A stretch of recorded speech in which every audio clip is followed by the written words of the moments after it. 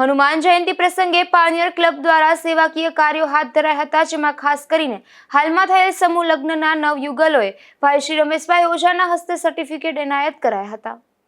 Pioneer club અને સાગરપુત્ર સમન્વય પોરબંદરના પ્રમુખ પ્રવીણભાઈ ખોરાવાના માતુશ્રી સ્વનાથીબેન રતનશીભાઈ ખોરાવાના પાવન સ્મરણના પોરબંદર શહેરમાં દર વર્ષે વિવિધ સેવાકીય પ્રવૃત્તિઓનું આયોજન થાય છે, જેમાં આ વર્ષે તારીખ 1 અને 2 માર્ચ 2025ના રોજ એક વિશાળ સમૂહ લગ્નોત્સવ યોજાયો હતો, જેમાં 15 નવદંપતીઓએ પ્રભુતામાં પગલાં માંડ્યા હતા. ત્યારે હનુમાન જયંતિના પાવન દિવસે પોરબંદરના સાંદીપની ગુરુકુલના ભાઈ શ્રી રમેશભાઈ ઓઝા સાગરપુત્ર સમન્વય પોરબંદર ખાતે પધાર્યા હતા. તેમના આગમન પ્રસંગે પ્રમુખ પ્રવીણભાઈ ખોરાવા, ઉમાબેન ખોરાવા, લીલાબેન મોતીવરસ, યક્ષ ખોરાવા અને દેવશ્રી ખોરાવા દ્વારા ભાવપૂર્વક પૂજા અર્ચન કરી અને પરંપરાગત રીતે સૂતરની આંટી પહેરાવી સ્વાગત કરાયું હતું. પૂજ્ય ભાઈ શ્રી રમેશભાઈએ પોતાના વરદ હસ્તે દરેક યુગલને મેરેજ સર્ટિફિકેટ આપ્યા હતા અને દરેક દંપતીને તેમના દાંપત્ય જીવન માટે આશીર્વાદ પાઠવ્યા હતા.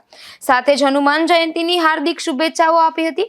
આ કાર્યક્રમમાં માજી વાળોટ હરજીવનભાઈ કોટિયા, પ્રેમજીભાઈ ખુદાઈ, જયેન્દ્રભાઈ ખૂટી, મનોજભાઈ બધિયાણી, સંજયભાઈ લોઢારી અને ખ્યાતિબેન લોઢારી ખાસ ઉપસ્થિત રહ્યા હતા.